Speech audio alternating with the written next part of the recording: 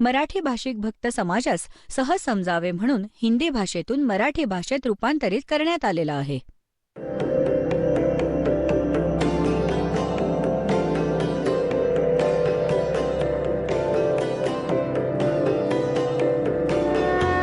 और ज्ञान सब ज्ञान डी कबीर ज्ञान सो ज्ञान और जैसे घोड़ा तोब का करता चले मैदान. जगद्गुरु तत्वदर्शी संत रामपालजी महाराजांचे अमृत वचन सर्व पवित्र धर्मांच्या व पवित्र शास्त्रांच्या आधारावर.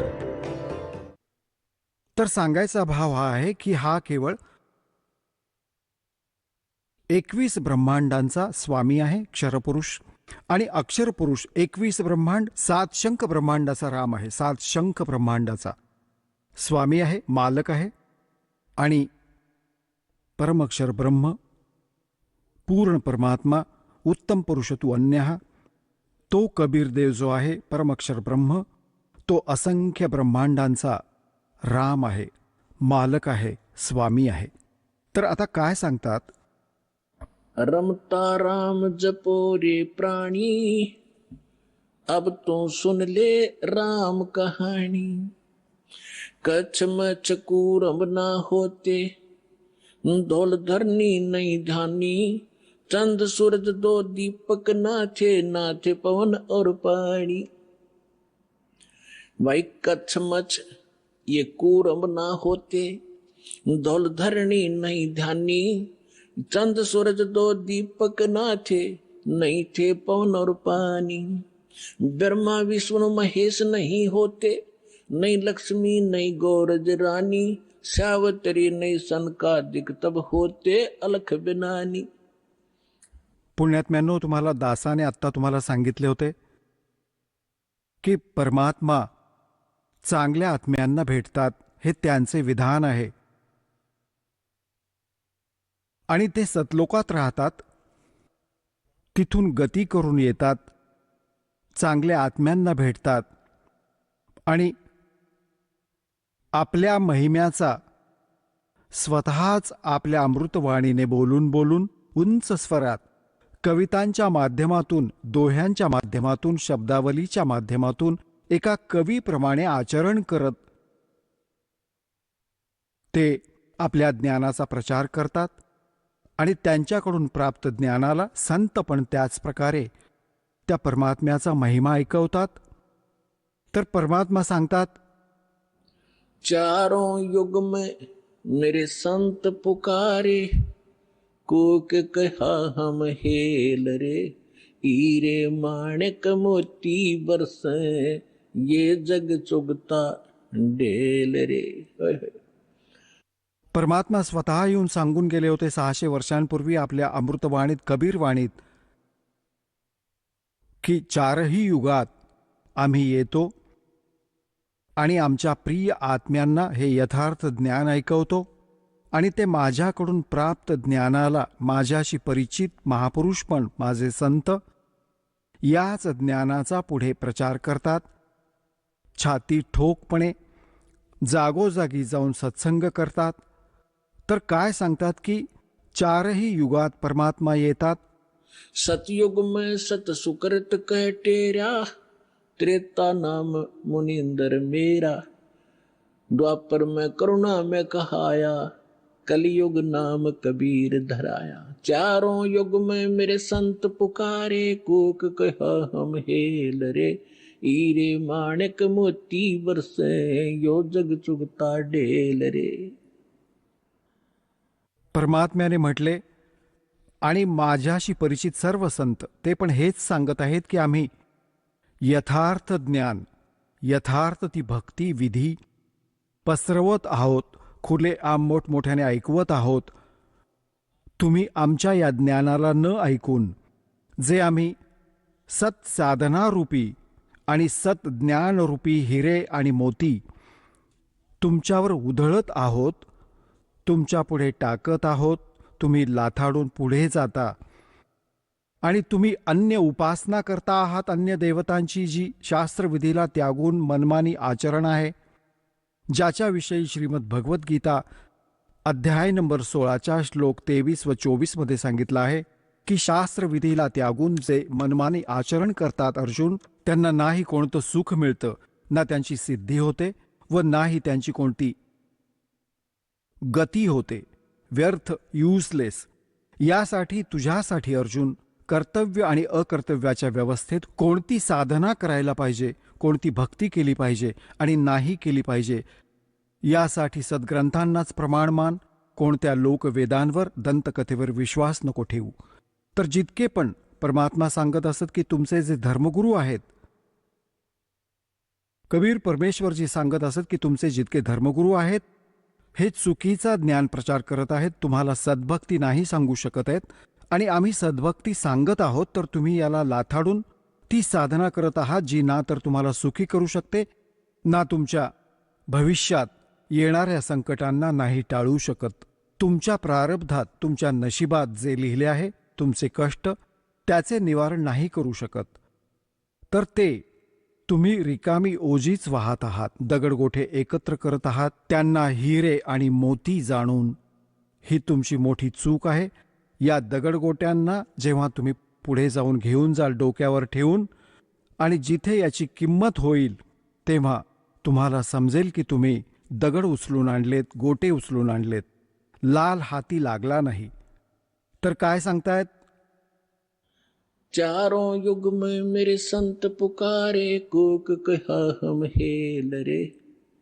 हीरे माणक मोती बरसे, ये जग चुगता ढेल रे।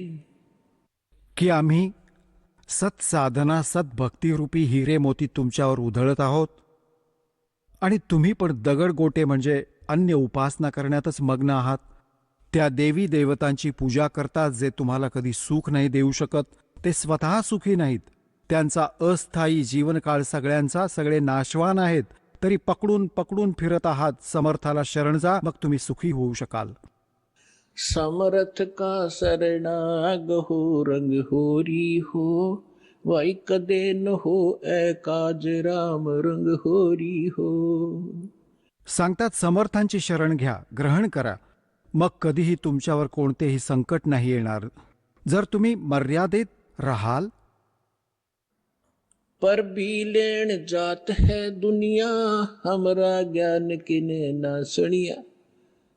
परमात्मा ओय होय किती दुःखी होऊन म्हणतात की तुम्ही परभी उत्सवाला जाता, तिथे कुठेही कोणता कुंभमेळा भरतो, कुठल्या तलावात, ओढ्यात, ज्यात गाढवे पण नाही नाहणार, त्यातलं पाणी पण नाही पिणार, आणि त्यात स्नान करून तुम्ही कल्याण समजता आपलं. तुमच्या आधी मासे, बेडूक सगळे विद्यमान असतात, त्यांचा मोक्ष नसता झाला. आपल्या सद्ग्रंथांचा आधार माना व संत महापुरुष ज्यांना भगवान भेटले त्यांच्या वाणीला आधार मानून साधना करा, तेव्हा सफलता मिळेल. तर भगवान म्हणत असत, पर भी लेन जात है दुनिया, और हमरा ज्ञान किन्हे ना सुनिया. तर इथे काय सांगू इच्छितात? भाई कच्छ मच्छ कूरम ना होते, दौल धरनी नहीं ध्यानी. ये चंद सूरज दो दीपक ना थे, नहीं थे पवन और पानी. ब्रह्मा विष्णु महेश न होते, नहीं लक्ष्मी गौरज रानी. सावतरी नहीं सनकादिक तब होते, अलख विनानी. आता आदरणीय गरीबदास साहेबजी सांगत आहेत परमात्म्याकडून प्राप्त त्या यथार्थ ज्ञानाच्या आधाराने की पहिले, सगळ्यात पहिले काहीच नव्हते, केवळ एक परमात्मा होता. आणि हे आपले वेद सांगतात, आणि हेच ते महापुरुष सांगतात, व हेच परमात्मा स्वतः येऊन ज्ञान देतात. हम ही अलख अला हैं, कुतुब गोस और पीरे. गरीबदास खालिक धनी, हमरा नाम कबीरे. ए स्वामी सृष्टा में सृष्टि हमार तीरे. दास गरीब ऊपर बसूं, अधर बसूं, अवगत सत्य कबीरे. परमात्म्याने स्वतः पण आपला महिमा सांगायचा प्रयत्न केला, पण आपण बालक इतके आहोत, आपण परमात्म्याला ओळखू नाही शकलो, कारण की आपल्याला बालबुद्धी बनवले या अज्ञानी संतांनी, महंतांनी, मंडलेश्वरांनी आणि गुरूंनी. आता पुण्यात्म्यांनो, सगळ्यात पहिल्यांदा भगवानांनी तुम्हाला शिक्षित केले, आणि मग या ज्ञानाला तुमच्यापर्यंत पोहोचवले. आता जितके पण तुम्ही इथे आला आहात, कोणत्याही धर्मजातीचे. सगळ्यात पहिल्यांदा तुम्ही हे ज्ञान ऐकले असेल तेव्हा खूप वाईट वाटले होते. आणि आज तुम्हाला कसे वाटते की हे भगवान, की जर पृथ्वीवर ज्ञान आहे तर हे आहे, बाकी सगळे अज्ञान भरून राहिले आहे. तर काळाने इतके अज्ञान ठोकले आपल्या परमात्म्याच्या मुलांमध्ये की ज्ञानापासून दूर पळतात, विरोध करतात, आपल्या जीवनाचा नाश करून घेतात. परंतु यासाठीच परमात्म्याने तुम्हाला शिक्षित बनवले, आज म्हाताऱ्यांपासून बालकांपर्यंत सगळ्यांना अक्षरज्ञान आहे. असं मानलं की कोणी बुजुर्ग राहिला पण असेल चुकून अशिक्षित, तर त्याची नातवंड आणि त्याची मुलं सगळे शिक्षित आहेत, बसून समजावतील की नाही पिताजी असे आहे, हे बरोबर लिहिले आहे यात, गीतेशी तपासून पाहिले आम्ही तरी पण मानेल. तर यासाठी मालकांनी ही वेळ निवडली होती की जेव्हा मधली पिढी येईल आणि कलियुग 5505 वर्ष संपून जाईल, तेव्हा या ज्ञानाचा आम्ही ढोल वाजवून प्रचार करू आणि सर्व मुलं मला शरण येतील, सगळ्यांचा मोक्ष होईल. संपूर्ण विश्वातील मुलं परमात्म्याचीच मुलं आहेत. जरी कोणी हिंदू आहे, मुसलमान आहे, शीख आहे, ईसाई आहे, आपण एकाच पित्याची मुले आहोत. आपण आपल्या चुकीने वेगवेगळे झालो, आपल्याला ज्ञान नीट न मिळाल्याने आपण भिन्न भिन्न झालो. परमात्म्याचा आदेश आहे, या ज्ञानाला ऐकून परत सगळे परत एक होतील आणि सगळ्यांचा मोक्ष होईल. आता पुण्यात्म्यांनो, तुम्हाला कथा ऐकवतो. परमात्मा जसे परमात्म्याचा महिमा वेदात लिहिला आहे आणि तसे तर संपूर्ण विश्व वेदांच्या ज्ञानाला नाकारत नाही. केवळ एक पंथ आहे आणि त्या पंथाच्या ज्या शाखा आहेत त्याच आपल्या मंदबुद्धीच्या कारणाने हे म्हणतात की आम्ही वेद आणि गीता यांना नाही मानत. आमच्या गुरुचे ज्ञान तर वेद व गीता यांच्या वरचे आहे. जेव्हा दासाने या पंथाच्या म्हणजेच राधास्वामी पंथाचे प्रवर्तक श्री शिवदयालजी महाराज, आग्रा इथेच राहणारे, जसे की राधास्वामी पंथ चालवणारे सांगतात, जे यांचे प्रमुख आहेत, त्यांचे ज्ञान वाचले. मग वेदांमध्ये पाहिले, संतांच्या महापुरुषांच्या वाणीत पाहिले, तर त्यांना कख पण माहीत नाही अध्यात्म मार्गाचा. आणि त्याचे अनुयायी तर हे म्हणतात की आम्ही वेद व गीता यांना नाही मानत, आमचे ज्ञान तर याच्या वरचे. तर त्याची झलक तुम्हाला कितीतरी वेळा दाखवले, परत दाखवीन. त्यांना सतनाम माहीत नाही, सतलोक माहीत नाही, ते कसं आहे आणि तिथे काय स्थिती आहे. खाक आहे त्यांच्याजवळ ज्ञान. आणि त्यांच्यातूनच राधास्वामी पंथातूनच कोणते पंथ निघाले आहेत? धनधन सद्गुरू, सच्चा सौदा शिरसा आणि जगमालवाली. आणि दिनोतमध्ये ताराचंद, जय गुरुदेव मथुरामध्ये ठाकूरजी एक झाले आहेत, ते राधास्वामीचेच. आणि दिल्लीमध्ये सावन कृपाल मिशन. अजूनही खूप अनेक वेगळे यांचे पंथ आहेत. हे सर्व समजा त्याच विहिरीचे पाणी आहे, ज्यात पाण्याच्या स्थानावर काही पण नाहीये, रिकामे आहे. ते खारे पाणी आहे, युजलेस आहे, हे समजा. म्हणजेच त्यांचे ज्ञान चुकीचे आहे. विश्वात कोणीही, कोणत्याही धर्माचा माणूस वेद व गीतेला नाकारत नाही, सगळे मानतात. विशेष करून हिंदू धर्म तर मानतोच मानतो. तर दास तुम्हाला हे समजवू इच्छितो की जेव्हा वेदांमध्ये जे ज्ञान लिहिले आहे, परमात्मा कसा आहे, कुठे राहतो, कोण आहे, कसा भेटतो, तर मग कमीत कमी हिंदू समाजात शिकलेले आहेत, एज्युकेटेड आहेत, कोणी बालक नाही. इतके दिवस दिशाभूल केली यांनी आपली. तर तुम्हाला तर मानायलाच पाहिजे की जी वेदात परमात्म्याची डेफिनेशन लिहिली आहे, परमात्म्याचा महिमा लिहिला आहे, त्याची परिभाषा लिहिली आहे, ती सत्य आहे. तर ती कोणावर फिट बसते? तसे तर 2 मिनिटात निकाल लागेल की हु इज गॉड, कोण आहे तो परमात्मा ज्याच्याविषयी वेद गुण गातात. ऋग्वेद मंडल नंबर 9 सूक्त 86 86च्या मंत्र 26 व 27 मध्ये, ऋग्वेद मंडल नंबर 9 सूक्त 82 82च्या 1 2 3 मध्ये, ऋग्वेद मंडल नंबर 9 सूक्त 54 मंत्र 3 मध्ये, ऋग्वेद मंडल नंबर 9 सूक्त 20 मंत्र 1 मध्ये, ऋग्वेद मंडल नंबर 9 सूक्त 1 मंत्र 8 व 9 मध्ये, ऋग्वेद मंडल नंबर 9 सूक्त 96 96च्या 16 ते 20 मध्ये, ऋग्वेद मंडल नंबर 9 सूक्त 94च्या 1 मध्ये, ऋग्वेद मंडल नंबर 9 सूक्त 95च्या मंत्र नंबर 2 मध्ये, अजून पण अनेक स्थानांवर यात काय लिहिलंय की ते कबीर देव, कबीर साहेब, कबीर भगवान ते वरती सतलोकात, अमरलोकाच्या 3ऱ्या भागात तिथे बसले आहेत, सर्व ब्रह्मांडांच्या वरती.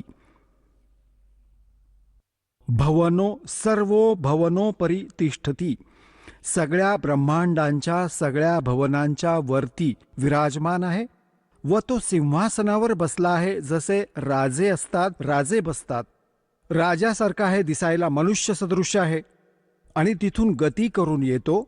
चांगले आत्मे जे नेक दृढ भक्त असतात त्यांना भेटतो, त्यांना तत्वज्ञानाने परिचित करवतो आणि तो परमात्मा एका कवीप्रमाणे आचरण करत एक प्रसिद्ध कवीचीही उपाधी प्राप्त करतो आणि जागोजागी जाऊन उंच आवाजात ओरडून ओरडून आपल्या वाणीला स्वतःच कुठे उभे राहून बोलू लागतो आणि आपल्या महिमेच्या वाणीला लोकोक्तीच्या माध्यमातून, दोह्यांच्या माध्यमातून, शब्दांच्या माध्यमातून, वाणीच्या माध्यमातून तो बोलून बोलून गाऊन ऐकवतो. ज्या कारणाने एक प्रसिद्ध कवींमध्ये पण एक प्रसिद्ध कवी म्हटला जातो, परंतु तो भगवान असतो, तो समर्थ असतो. तर हे गुण कोणांमध्ये आहेत? हे तर वेदांनी सांगितले. आणि मग की भगवान मनुष्य सदृश्य आहे, तिथून चालत आला, तख्तावर बसला आहे, सिंहासनावर बसला आहे आणि ज्या महापुरुषांची दासाने नावे घेतली, परत एकदा नावे घेतो, कारण की अशा महापुरुषांची परत परत नावे घेण्याने पण आपला आत्मा शुद्ध होतो. आदरणीय धरमदास साहेबजी, आदरणीय मलुकदास साहेबजी, आदरणीय नानकदेव साहेबजी, आदरणीय दादू साहेबजी, आदरणीय गरीबदास साहेबजी, गाव चुडानी, जिल्हा झज्जर, हरियाणा वाले, आदरणीय घीसादास साहेबजी, गाव खेकडा, जिल्हा बागपूर, उत्तर प्रदेश वाले, आदरणीय स्वामी रामानंदजी, काशी वाले. आता पुण्यात्म्यांनो, दास ज्या महापुरुषांची नावे घेत आहेत, तुम्ही हे नका समजू की जिथे हे राहत होते तिथे खूप भक्ती होत असेल. तिथे कख नाही कोणाच्याकडे. कितीतरी भक्त ह्या चुकीने धक्के करण्यासाठी गेले तिथे. कोणी चुडाणीला गेला आणि त्यांचे जे पाहिले हाल परत आला परतून. तर पुण्यात्म्यांनो, कारण की आपण पहिलेही भटकलेले आहात, आता परत परत नका भटकू, यासाठी दास तुम्हाला सतर्क करत आहे. हे संत महापुरुष खरे झाले, परंतु ते पण त्या महापुरुषांच्या या ज्ञानाशी परिचित नाहीयेत. या महापुरुषांनी मग हेच सांगितले. काय सांगितले? जसे नानक साहेबांनी सांगितले, ते धरमदासजींनी तर कलमतोड लिहिले आहे पूर्ण. कबीर सागर लिहून ठेवलाय कबीर साहेबांबद्दल. हे पूर्ण परमात्मा आहेत. मी सचखंडात जाऊन पाहिले, तिथे सिंहासनावर विराजमान होते, मोठे तेजोमय शरीर होते त्यांचे. मग तेच मला इथे मथुरेत भेटले दुसऱ्यांदा येऊन, परंतु इथे त्यांचे तेज इतके नव्हते जितके सतलोकात होते. तर हे पण गरीबदास साहेबजी सांगतात की तेज पुंज अन्य दे धरकर इस विध हमको भेटी. हलके तेजपुंज शरीर घेऊन येतात. हेच वेद सांगतात की तो आपल्या शरीराला सरळ करून तो परमात्मा इथे प्रकट होतो, येतो, चांगल्या आत्म्यांना भेटतो. तर त्यांनी काय सांगितलंय की जसे धरमदासजींनी म्हटले की आज मोहे दर्शन दियो जी कबीर, आज मोहे दर्शन दियो जी कबीर. सतलोक से चल कर आए, सतलोक से चल कर आए. काटन काल की जंजीर, आज मोहे दर्शन दियो जी कबीर, आज मोहे दर्शन दियो जी कबीर. नानक साहेबांनी म्हटले आहे, मलुकदासजींनी म्हटले आहे, जपो रे मन परमेश्वर नाम कबीर, जपो रे मन साहेब नाम कबीर. एक समय गुरु बंसी बजाई कालंदरी के तीर, एक समय गुरु बंसी बजाई कालंदरी के तीर. सुर नर मुनि जन सब थकत बहे हुआ, रुक गया दरिया नीर, जपो रे मन साहेब नाम कबीर। दोनों दीन का झगड़ा ठन गया, टोहा ना पाया शरीर, जपो रे मन साहेब नाम कबीर। दास मलूक सलूक कहत है, खोजो खसम कबीर, जपो रे मन परमेश्वर नाम कबीर। नानक साहेबजी म्हणतात, हाई सूरत मुलुक की वेश ए ठगवाडा ठक्की देश, खरासी आणा भोतावार ये धानक रूप रहा करतात। श्री गुरु ग्रंथ साहेबजीच्या पेज नंबर 24 वर ही वाणी अंकित आहे की एक स्वान दुई स्वानी नाल भलके भोकाई, सदा ब्याल कूड़ छुरा मूठा जूठा मरदार, और ये धानक रूप रहा करतार। हाई सूरत मुलुक की वेश। मग नानक साहेबजी सांगतात, तेरा एक नाम तारे संसार, मैं एहो आस एहे आधार, ये धानक रूप रहा करतार। फाई सूरत मुलुक की वेश ए ठगवाडा ठगी देश, खरासियाणा भोतावार ये धानक रूप रहा करतार। आणि पृष्ठ नंबर 731 वर सांगितलं आहे की अंधा चुंदला नीच जात परदेसी, मेरा छिन आवे चल जावे, और जाकी संगत नानक रंदा कैसे मोड़ा पावे। गुरु ग्रंथ साहेबजींच्या पृष्ठ नंबर 721 वर लिहिले आहे, एक अर्ज गुप्तम पेश तो दर कून करतार, हक्का कबीर करीम तू बे अपरवरदिगार, नानक बुगोयत जन तेरा तुरा, तेरे चाकरा पा खाक्स फाकाक। तर मग आदरणीय दादू साहेबजींनी म्हटलं आहे, जिन मुझको निज नाम दिया, सोए सतगुरु हमारे, दादू दूसरा कोई नहीं, ये कबीर सिरजनहारे। आदरणीय गरीबदास साहेबजींना परमात्मा भेटले जेव्हा त्यांचे 10 वर्षांचे वय होते। आदरणीय गरीबदास साहेबजींचा जन्म विक्रम संवत 1774 मध्ये झाला आणि सन 1717 मध्ये आणि 10 वर्ष वय जेव्हा झालं होतं संवत 1784 आणि सन 1727 मध्ये तो परमेश्वर ज्याच्या महिमेचे गुणगान वेद सांगतात ते कशी लीला करतात, गरीबदास साहेबजींची थोडीशी माहिती देतो तुम्हाला, कारण की आपल्या या अध्यात्म मार्गात या महापुरुषांचे एक विशेष योगदान आहे सगळ्यांचे, परंतु यातील गरीबदास साहेबजींना परमात्म्याने आपल्या योजनेनुसार परत ते सत्ज्ञान दिले आहे, जे अन्य संतांना तर दिले होते परंतु त्यांची वाणी सगळी संग्रह नाही होऊ शकली। या धरमदास साहेबजींना दिले होते, कंप्लीट त्यांनी लिहिले होते सोबत बसून। जसे आदरणीय नानक साहेबजींची सगळी वाणी गुरु ग्रंथ साहेब पर्यंत नाही पोहोचली, नाही लिहिली गेली, त्यात खूपशी वाणी कुठे कुठे राहून गेली। एक प्राणसंगली नावाचे पुस्तक आहे, त्याबद्दल पण म्हटले आहे की ती पूर्णच्या पूर्ण नानक साहेबजींची वाणी होती, त्यात 160 पाने होती, त्यातली 80च घेतली गेली। 108 अध्याय होते, 160 अध्याय होते, 80च घेतले गेले, बाकी काही राहून गेले काही कारणांनी। तो मोठा विषय आहे, परत सांगू। तर या कारणाने या विशेष अध्यात्म ज्ञानाला समजण्यासाठी विशेष योगदान आहे आदरणीय गरीबदास साहेबजींची, गावचुडाणी, जिल्हा झज्जरवाले यांचे। कारण की परमात्म्याला माहीत होते, परमेश्वराने जसे काळाने म्हटले होते की तुम्ही कबीर नावाने आपले ज्ञान प्रारंभ कराल आणि मी तुमच्याच मार्गात तुमच्याच पंथात माझे 12 दूत पाठवीन, ते तुमच्या ज्ञानाला खराब करतील आणि कबीरपंथी म्हटले जातील, नाम सगळे चुकीचे देतील, तुझ्याच अनुयायांचा मी बट्ट्याबोळ करून टाकीन। तेव्हा परमात्म्याने म्हटले होते ठीक आहे, तू तुझे काम कर, मी माझे करीन। मग परमात्म्याने कबीर सागरमध्ये कबीरवाणी एक चॅप्टर आहे, त्याच्या पृष्ठ नंबर 134, 35, 36 व 37 वर हे स्पष्ट केले आहे की गरीबदासजींचा 12वा पंथ असेल। संवत त्यात चुकीने संवत 1775 लिहिले आहे, तिथे 1774 असायला हवे, मिसप्रिंट आहे की त्यात जो संत येईल भक्त संत येईल, जो त्याचा प्रमुख असेल, त्याच्या माध्यमातून मी आपल्या महिमेच्या वाणीला पुनर्प्रकट करीन. परंतु त्या गरीबदास पंथवाले पण त्याच्याशी परिचित नाही होणार. असंख्य जन्मांपर्यंत ते माझ्या या ज्ञानाला समजू नाही शकणार. मग परमात्म्याने म्हटले होते की जेव्हा, जसे काळाने म्हटले होते, द्वादश पंथ करूं मैं साजा और नाम तुम्हारा ले करूं आवाजा. 12 पंथ चालू करीन तुझ्या नावाने, परमेश्वराला सांगितले होते.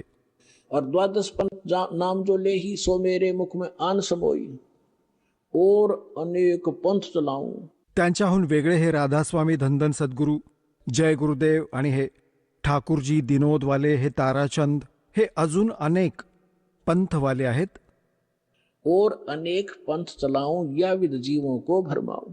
जोग जीत जाओ संसारा, जीव न माने कहा तुम्हारा. तर यासाठी परमेश्वराने म्हटले होते की चौथा युग जब कलयुग आई, तब हम अपना अंश पठाई. और काल फंद छूटे नरलोई, सकल सृष्टि परवाने खोई. हे तर त्यांनी सांगितले की 12व्या पंथात माझ्या महिमेची वाणी प्रकट होईल. त्यानंतर परत 12वें पंथ में हम ही चलावें, और सब पंथ मिटा के एक पंथ चलावें. तर ते परमात्मा नाही आले, दास पाठवला पुण्यात्म्यानो. गरीबदास पंथातच दासाचा योग्य उदय झाला आहे. मग काय सांगितलंय? कलयुग बीते 5500 पाचा, तब ये मेरा वचन होगा साचा. कलयुग बीत जावे जब एता, और सब जीव परम पुरुष पद चेता. 5505 जेव्हा वर्ष संपून जातील, त्यावेळी माझे हे म्हणणे सत्य होईल की मी 12व्या पंथात स्वतः येईन, सगळ्या पंथांना संपवून एक पंथ चालवीन. आता पुण्यात्म्यांनो, थोड्याच दिवसांची गोष्ट आहे. बुद्धिमान समाज आहे, आत्तापर्यंत त्यांच्याजवळ हे ज्ञान पोहोचले नाहीये आणि पोहोचू लागले आहे. परमात्मा तर दयाळू आहेत. घरोघरी टीव्ही लावलेत, मोबाईल बनवलेत. यात चिप घाला, सीडी बसून बघा, पुस्तक वाचा, टीव्ही बघा. कुठे ना कुठे, कोणत्या ना कोणत्या मार्गाने आपल्या मुलांपर्यंत हे पोहोचवूनच सोडतील. आणि जेव्हा त्यांना हे समजेल, होय होय असे येतील पळत आणि सगळे एक होतील, सगळ्यांचा मोक्ष होईल, सगळे इथे पण सुखी होतील आणि सतलोकात जातील. जहाज भरभरून भगवान तुम्हाला सतलोकात सोडून येतील.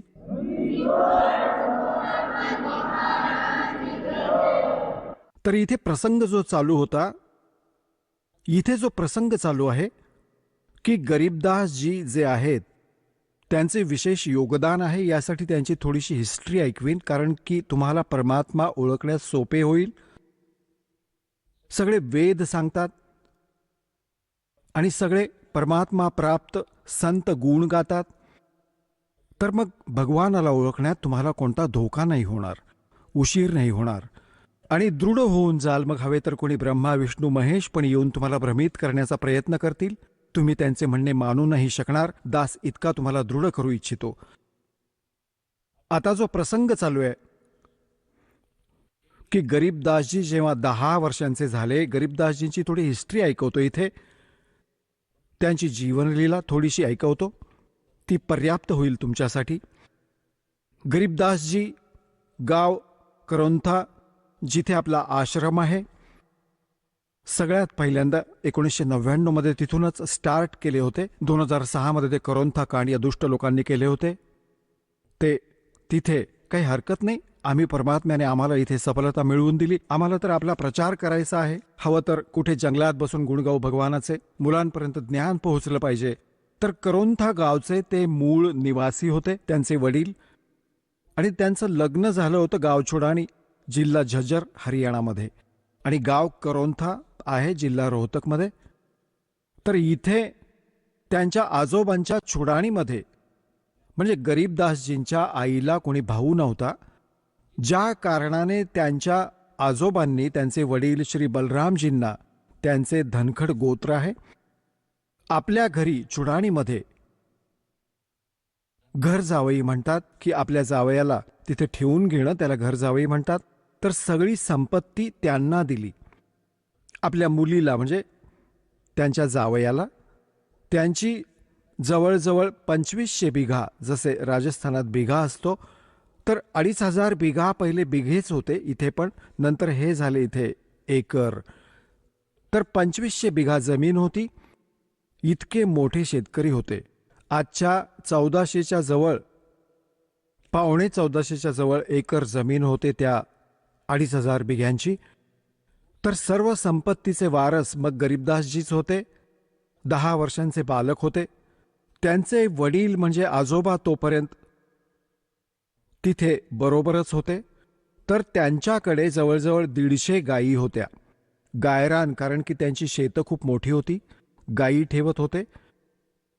गरीबदासजी त्या गायींना राखायला जात होते, चारण्यासाठी जंगलात.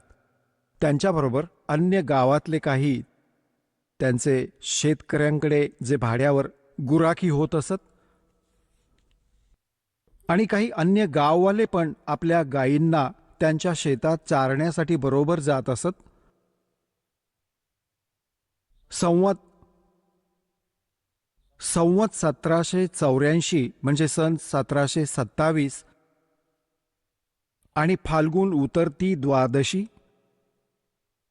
म्हणजे फाल्गुन शुद्ध द्वादशीला दिवसाच्या जवळजवळ 10 वाजता सगळ्या गायी चरत होत्या.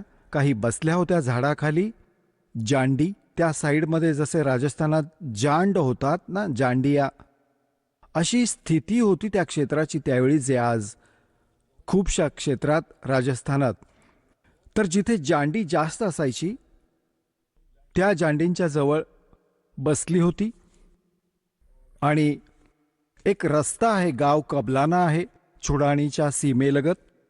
गाव कबलानापासून गाव छुडाणीपर्यंत कच्चा रस्ता येत होता. त्या कच्च्या रस्त्यावर एक मोठे झाड होते जांडीचे. त्याच्या खाली सगळे गुराखी बसले होते, इन्क्लुडिंग गरीबदासजी. आणि ते भोजन करत होते. आपले 10 वाजता भोजन घेत होते. त्याच वेळी परमात्मा सतलोकातून आले कबीरदेव, एका जिंदा महात्म्याची वेशभूषा बनवून. कलियुगात ते ज्यांना भेटले आहेत जिंदा, जसे जिंदा महात्मा कसा असतो, मुसलमानात विशेष करून या वेशभूषेचे फकीर आढळतात. डोक्यावर काळा टोप असतो, उंच निमुळता गोंड्यासहित असा उभा, आणि एकच ओव्हरकोट असतो काळ्या कापडाचा, काळ्या रंगाचा. ओव्हरकोट टाईप एक वस्त्र नेसतात आणि एक अंडरवेअर विजार गुडघ्यापर्यंतची. अशा वेशभूषवाल्याला जिंदा महात्मा म्हणतात. दाढी केस वाढलेले असतात त्याचे. या वेशभूषेत परमात्मा थोड्याशा दूरवर सतलोकातून येऊन उतरले आणि त्या कच्च्या रस्त्यावरून जात होते. बाजूला सोबत गुराखी बसले होते. गरीबदासजी पण बसले होते. त्या गुराख्यांमध्ये मोठे पण होते, कोणी 40 वर्षांचे, कोणी 30 वर्षांचे, कोणी 10-15 वर्षांचे, कोणी 50 वर्षांचे. वृद्ध पण होते, प्रौढ पण होते. तर त्यात एक विशेषता होती, रस्त्यावर चालणाऱ्या साधू संतांचा आदर तर होताच होता, सामान्य व्यक्तीला पण विशेष रिगार्ड देत असत आणि प्रार्थना करत असत. या भोजन घ्या, दुरून चालत आला आहात, पायी चालत आहात, या महाराज बसा, भोजन घ्या. उभा राहिला एखादा भक्त आणि हात जोडले. परमात्मा आलेच यासाठी होते, बसले त्यांच्याजवळ.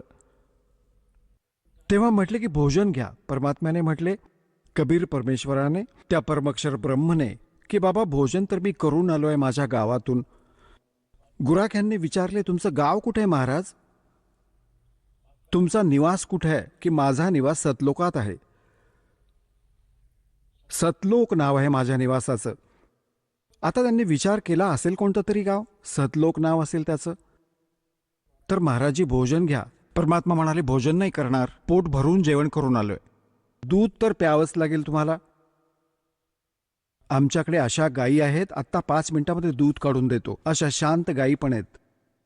तर परमात्मा म्हणाले, बाबा जर दूध प्यायला देत आहात तर कुमारी गायीचं दूध पितो मी.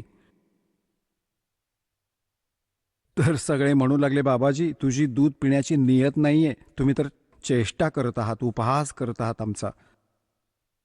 तुम्हाला दूध प्यायचंच नाहीये.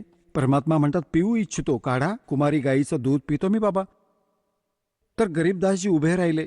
त्यांची प्रिय कालवड होती, जिला अजून बैलाने टच पण नव्हते केले. दूध प्यायचं आईचं तिनं सोडलं होतं. जवळजवळ 1 वर्षाचं वासरू गाय होती, 1 वर्षाची, 1.5 वर्षाची. तिच्या गळ्यात दोरी बांधली होती. तिला आणले पकडून आणि म्हटले, बघा महाराजजी, हिला वासरू तर नाहीये, दूध कसं देईल? परमात्मा म्हणाले, एखादं भांडं आणा, ज्यात दूध काढू, ही दूध देईल बाबा. आता तिथे एक मातीचं भांडं होतं. जसं पाणी प्यायला किंवा लस्सी प्यायला घेऊन जात असत, त्याला साफ करून ठेवलेलं होतं. तर त्याला म्हणाले की हे बघा ठेवलं भांडं. म्हटले त्याला परत धुवा. 1 वेळा चांगल्या तऱ्हेने परत धुतले, साफ केले. हिच्या खाली ठेवा, ह्या कालवडीच्या खाली. गरीबदासजी 10 वर्षांचा मुलगा पहिली तगडी होत असत, पकडून बसले आणि हसत आहेत, बघत आहेत बाबाजी कसे दूध काढतील.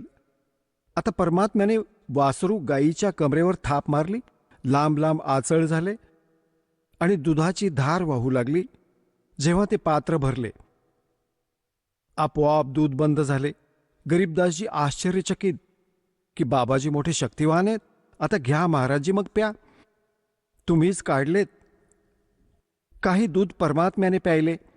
मग गुराखी उपस्थित होते, छोटे मोठे जितके होते ते त्यांना म्हणाले, घ्या बाळांनो, प्या. हे दूध इथले नाहीये, माझ्या निवासाहून आले, सतलोकातून. अमृत आहे, हे प्या. ते गुराखी जे मोठे होते, समजदार मानत होते आपल्याला, ते म्हणू लागले, आम्ही नाही पिणार. जादूमंतरचे दूध आणि कुमारी गाईचे पाप लागेल आम्हाला. आणि तू उष्टे केलेस, काय माहीत तू कोणत्या जातीचा आहेस. ते तर उठून निघून गेले. म्हणतात, सकल पदार्थ जग माही कर्महीन नर पावत नाही. गरीबदासजी म्हणाले, द्या महाराजजी, तुमचं उष्ट अमृत मला कधी मिळेल. पुण्यात्म्यांनो, हा आहे तो पुण्यात्मा ज्यांच्यासाठी भगवान भटकत असतात. जे दृढ भक्त असतात त्यांचा स्वभाव वेगळा असतो, त्यांची लक्षणं वेगळी असतात. तर लगेच घटघट जितकं प्यायचं होतं तितकं प्यायलं व बाकीचं ठेवून दिलं. तर परमात्म्याने त्यांना ज्ञान समजावलं, सर्व कहाणी ऐकवली. मग मुलाला परमात्मा, तर त्या परमात्म्याला म्हटले मुलाने की भगवान, तुम्ही असे स्थान सांगत आहात, कारण की तिथे तर सर्व दुःखच दुःख होतं. जसं राजस्थान वाळवंट असं ते क्षेत्र होतं, ना कोणतं कालव्याचं साधन होतं. त्यावेळी दुःखच दुःख होते तिथे. कधी दुष्काळ पडत होता. तर परमात्म्याने सांगितले की माझे जे निवास आहे बेटा, तिथे अशी दुधाची नदी वाहते, तुपाची सरोवरेच सरोवरे आहेत. आणि तिथे काजू, किशमिश, सफरचंद, संत्रे, सदाबहार वृक्ष आहेत. तिथे कशाचा अभाव नाहीये. खूप सुंदर लोक आहे. आता बालक होता, प्रबळ इच्छा झाली की भगवान, काय तो लोक मला मी बघू शकतो का? परमात्मा म्हणाले, असे नाही बघू शकत. पहिले तुला मंत्र घ्यायला लागेल, माझा शिष्य बनायला लागेल, तेव्हा तू त्यात प्रवेश करू शकतोस. म्हणाले, मग बनवा. कसे बनवाल मला शिष्य? परमात्म्याने प्रथम मंत्र दिला आणि सांगितले, बाळा, आता तुला सतलोकात घेऊन जातो, माझे निवासस्थान दाखवून आणतो. त्याच्या आत्म्याला काढले, वरती घेऊन गेले. ब्रह्मा विष्णू महेशचे लोक दाखवले. धर्मराजाचा लोक दाखवला, जिथे बसून तो सगळ्यांचा न्याय करतो. 21 ब्रह्मांड काळाचे दाखवले. काळाची ती तप्तशिला दाखवली, जिथे 1,00,000 मानव शरीरधारी प्राण्यांना हा इथला भगवान भाजून खातो. ज्याच्यासाठी तुम्हाला इथे पाळून ठेवले आहे, थांबवून ठेवले आहे, फसवून ठेवले आहे, मूर्ख बनवून ठेवले आहे.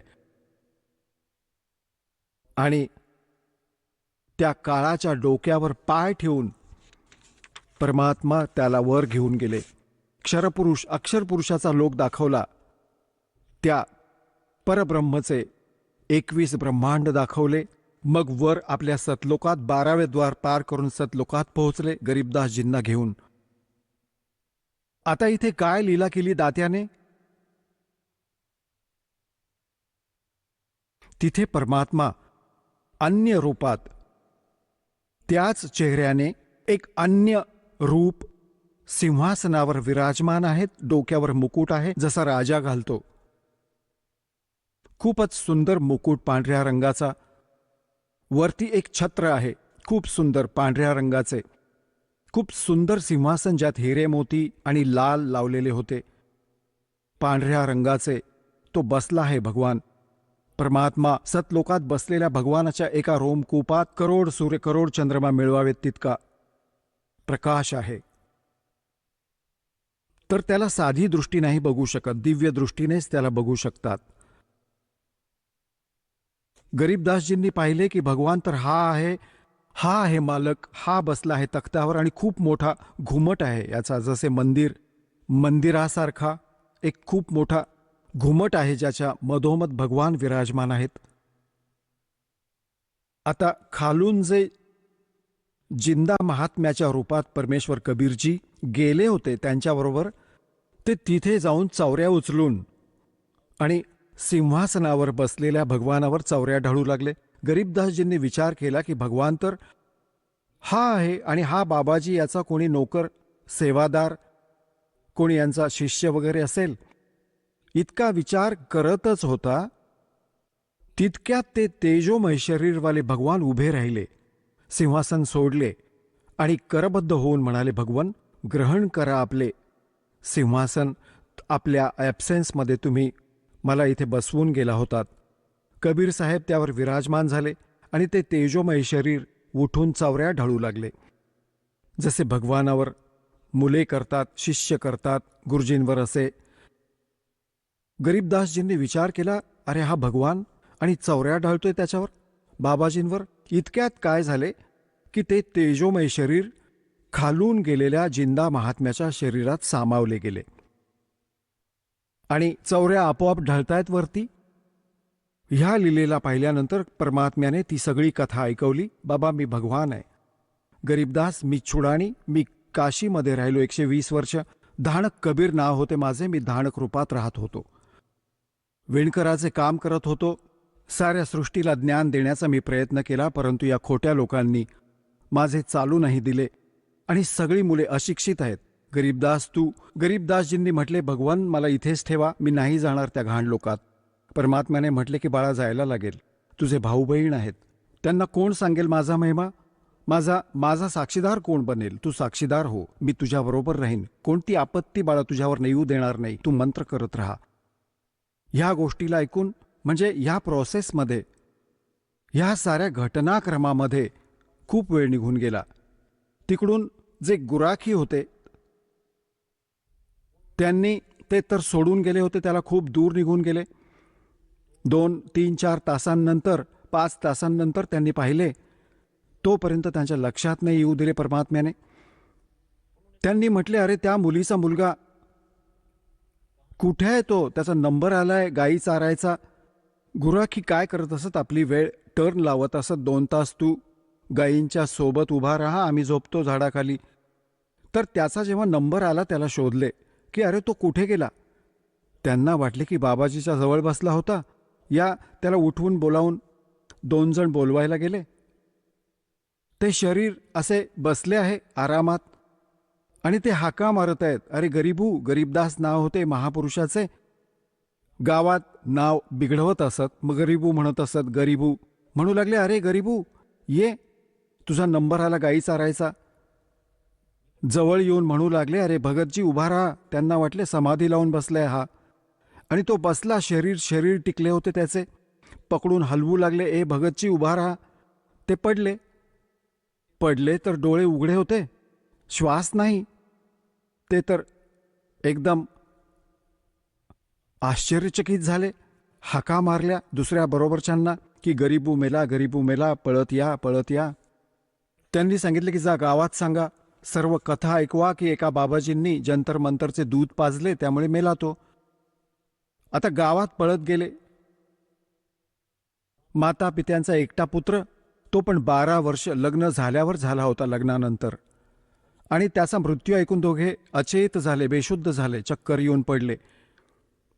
मग गावातले अन्य लोक, त्याचे आजोबा बरोबर अजून पण बरेचसे ज्याने पण ऐकले ते जाऊ लागले शेताकडे. तिथून मुलाचे शव उचलून आणले. संध्याकाळ झाली. चितेवर ठेवले अंतिम संस्कार करण्यासाठी. तेव्हा परमात्म्याने म्हटले, बाळा लवकर जा, नाहीतर ते खराब करतील तुझ्या शरीराला. गरीबदासजींना सर्व दाखवले. तिथून सगळे दिसते, इथले अगदी मुंगी पण दिसते चालणारी. तिथे अशी दिव्यदृष्टी मिळते. गरीबदासजींना लगेच सोडले. जा बाळा स्पीडमध्ये. एका सेकंदाच्याही काही अंशात शरीरात आत्म्याने प्रवेश केला गरीबदास साहेबजींना.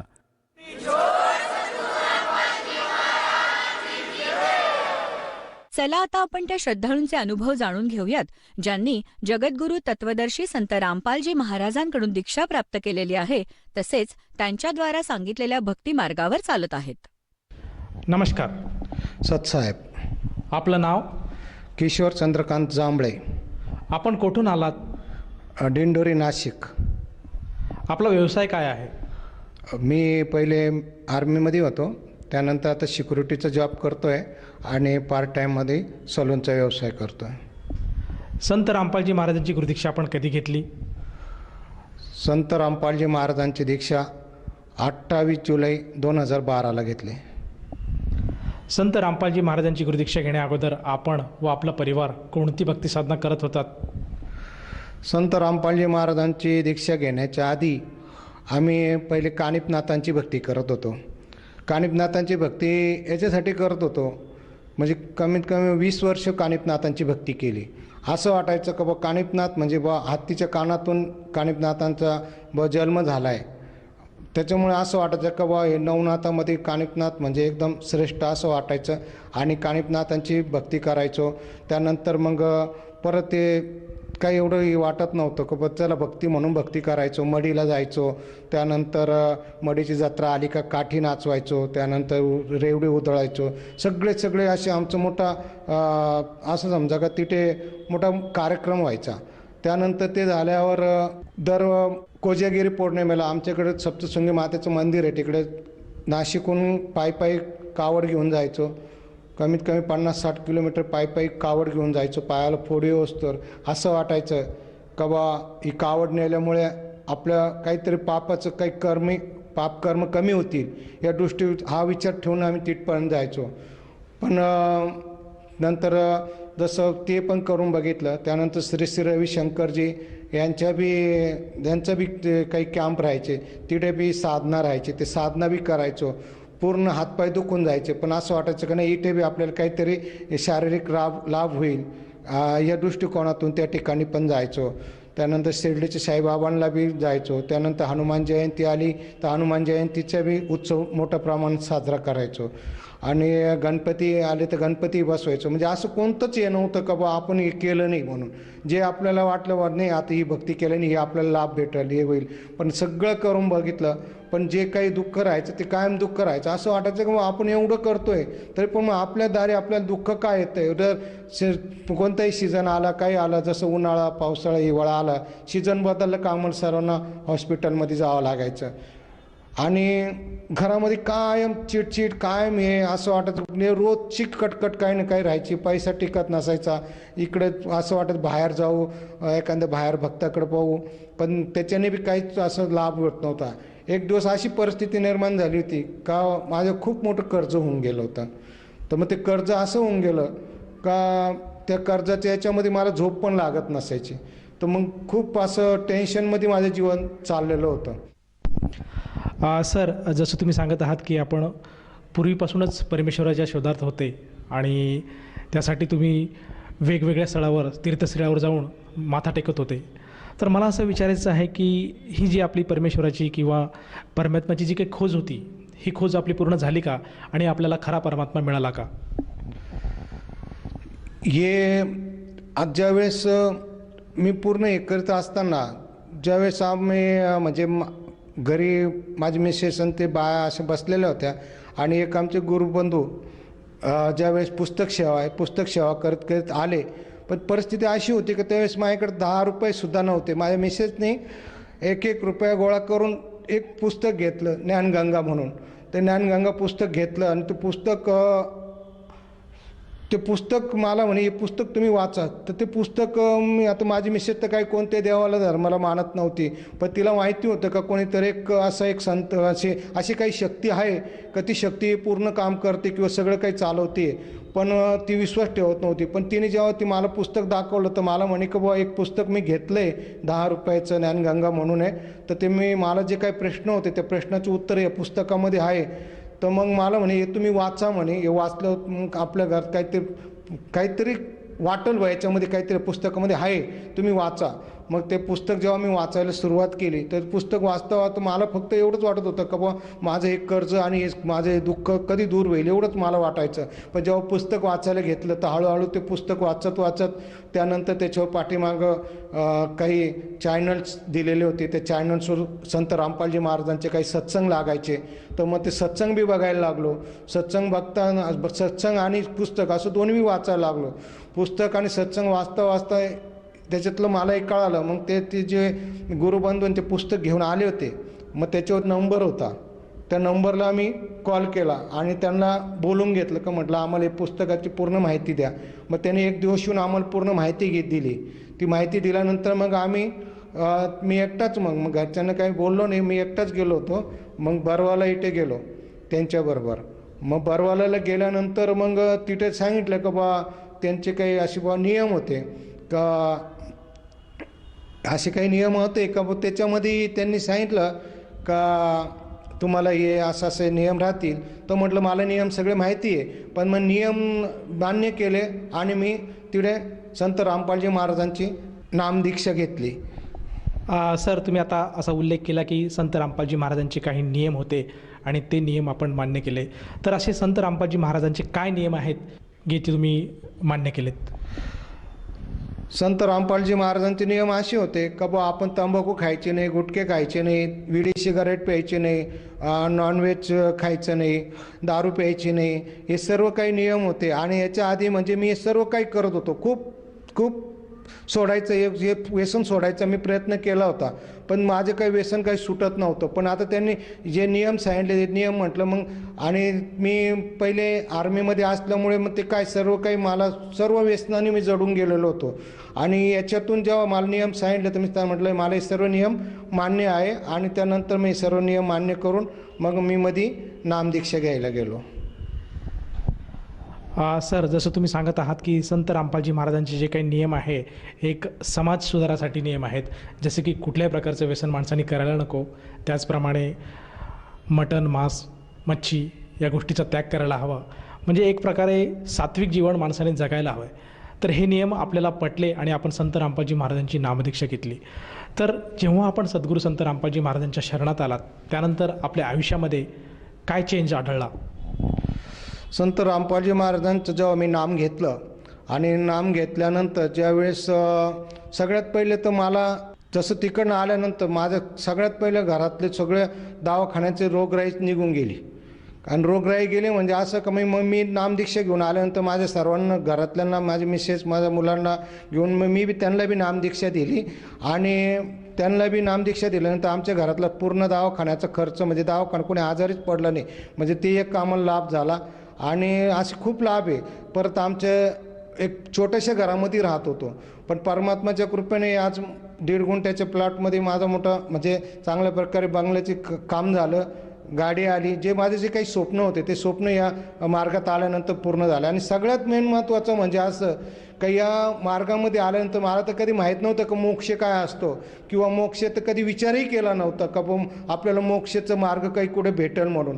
पण जेव्हा ही भक्तीच्या साधनेला लागलो आणि भक्ती साधना करता करता याच्यामध्ये हे बी कळालं का मी तर फक्त दुःख दूर होण्यासाठीच आलो होतो, पण सगळ्यात मोठा लाभ असा झाला का मला इथे सगळ्यात म्हणजे मोक्षाचा मार्ग भेटला. आणि ते बी मोक्षाचा मार्ग असा भेटला का जे आपल्या सद्ग्रंथामध्ये सगळं प्रमाणित आहे, पण आजपर्यंत आपल्याला कोणी ते उलगडून सांगितलंच नव्हतं. ते संत रामपालजी महाराजांनी प्रत्येक सत्संगामध्ये आपल्याला उलगडून सांगितलं आहे. गीता, बायबल, कुराण, पुराण याच्यामध्ये सगळ्यांमध्ये त्याच्यामध्ये आपल्याला सांगेल पूर्ण मोक्षाचा मार्ग कसा आहे काय. पण आजपर्यंत कोणत्याही संत महंताने आपल्याला ते सांगितलं नाही. ते संत रामपालजी महाराजांनी पूर्ण रूप करून म्हणजे पूर्ण एक एक शब्द वाचून आम्हाला सांगितलं. त्याच्यावरून आपल्याला कळलं का आपण इथून पूर्ण मोक्षाला जाणार आहे. सर, जसं तुम्ही सांगत आहात की केवळ संत रामपालजी महाराजांनीच मोक्षाचा मार्ग सांगितला, परंतु आज दुनियामध्ये, जगभरामध्ये बरेचसे साधू संत आहेत आणि मानव समाजाच्या कल्याणासाठी ते प्रत्येक मानवाला काही संदेश देतात. तर आपण असं का समजू शकू की केवळ संत रामपालजी महाराज हेच केवळ मोक्षाचा मार्ग सांगतात? संत रामपालजी महाराज जेव्हा जेव्हा बी सत्संग करतात त्यावेळेस आपले पूर्ण सद्ग्रंथ आहे ते सद्ग्रंथ पूर्ण खोलून बोट ठेवून आपल्याला वाचून दाखवतं का याच्यामध्ये आपल्या सद्ग्रंथामध्ये सर्व काही दिलेलं आहे. पण जसं आज इतर जेवढे म्हणजे सत्संग असतात किंवा जे बी काही साधू संत आहे आजपर्यंत एकही साधू संतांनी आपल्याला ते पूर्ण सद्ग्रंथ उलगडून सांगितले नाही. त्यामुळे पूर्ण माहिती भेटते का सगळं काही जे आहे ते संत रामपालजी महाराजांनीच आपल्याला पूर्ण माहिती देऊ शकता. सर, संत रामपालजी महाराजांनी जे काही आपल्याला शास्त्रानुसार भक्ती सांगितली त्या भक्ती साधनेतनं आपल्याला व आपल्या परिवाराला काही अनुभवायला मिळालेत का? अनुभव म्हणजे असं आहे का आजपर्यंत आपण म्हणजे जसं सांगितलं जसं कोणी सांगितलं तुमची शांती करा, हे करा, ते करा, तर आम्ही सगळं ते करतच राहिलो. म्हणजे त्याच्यामध्ये अशी कोणतंही तथ्य नव्हतं. सांगितलं का जे करायचो हे कशासाठी का चला आपल्याला सुख काही लाभल. पण ज्यावेळेस सद्भक्ती जी कळाली का सद्भक्ती फक्त संत रामपालजी महाराजांनी जे याच्यामध्ये सांगितली गीता पुराण वेदमध्ये जे लिहिलेले तेच वाचून सांगितलं त्याच्यावरून कळालं की ही सद्भक्ती आहे. आता याच्यामध्ये असं आहे का ज्यावेळेस दरवर्षी रामवारी म्हणून एक राहायची. रामवारी म्हणजे रामकुंडामधून पायी रामकुंडात आंघोळ करून पायी त्र्यंबकेश्वरला जायचो. पण असं जात असताना एक वेळेस काय झालं का माझ्या पायाला ना पूर्ण फंगस होऊन गेलं.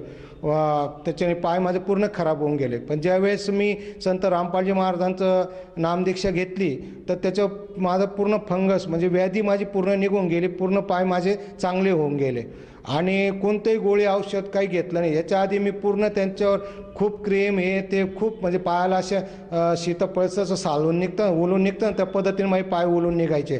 पण त्यानंतर जेव्हा मी रामपालजी महाराजांची दीक्षा घेतली तेव्हा माझे पूर्ण बरं होऊन गेलं. आणि घरामध्ये तर ते शांती तर राहिलीच शांती तर म्हणजे सगळं सुखशाही आम्हाला लाभली.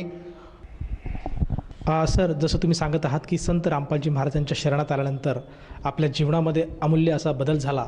तर ह्या बदलामधून आपण आपल्यासारखे जे आपले मित्रपरिवार आहे, जे आपले आप्तेष्ट आहे, नातलग आहे आणि जो समाज बांधव आज TV चॅनलच्या माध्यमातून आपल्याला बघत आहेत, या सर्वांसाठी आपण काय संदेश द्याल?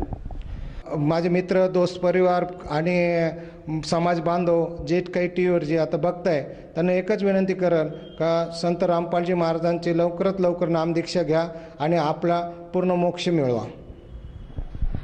सर, जसं तुम्ही सांगत आहात की आज समाजाने संत रामपालजी महाराजांचं ज्ञान समजून घ्यायला हवं आणि त्यांच्याकडनं नामदीक्षा घेऊन आपल्या जीवनाचं कल्याण करायला हवं. तर ह्या अनुषंगाने जर एखाद्या साधकाला जाणवलं की आपण सुद्धा संत रामपालजी महाराजांची नामदीक्षा घ्यावी तर ती व्यक्ती नामदीक्षा कशी घेऊ शकेल? तर प्रत्येक TV चॅनलवर सत्संग चालतो त्या सत्संगाच्या खाली मोबाईल नंबर येत असतात. त्या मोबाईल नंबरवर आपण कॉन्टॅक्ट करू शकता आणि जो बी म्हणजे आपले जिल्हा वाईज नामदान केंद्र आहे त्या नामदान केंद्रामध्ये जाऊन तिथे कॉल करून आपण नामदीक्षा तिथे घेऊ शकता. सर, जसं तुम्ही सांगत आहात की आज महाराष्ट्रामध्ये प्रत्येक जिल्ह्यामध्ये नामदान केंद्राची सुविधा उपलब्ध आहे आणि साधक तेथे जाऊन नामदीक्षा घेऊ शकेल. तर त्या साधकाला त्या नामदीक्षेसाठी किती पैसे आकारले जातात? इथे नामदीक्षासाठी 1 रुपया पण आकारला जात नाही. पूर्ण मोफत नामदीक्षा दिली जाते. जे काही नामदीक्षा दिल्यानंतर जी काही सामुग्री ती पूर्ण फ्रीमध्ये दिली जाते. धन्यवाद. सत साहेब.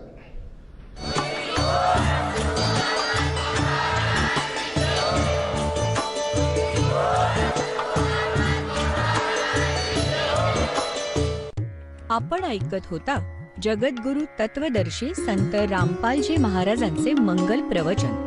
निःशुल्क नामदीक्षा प्राप्त करण्यासाठी आणि अधिक माहितीसाठी संपर्क करा 7030303951 7030303952. आमची वेबसाईट आहे www.jagadgururampalji.org.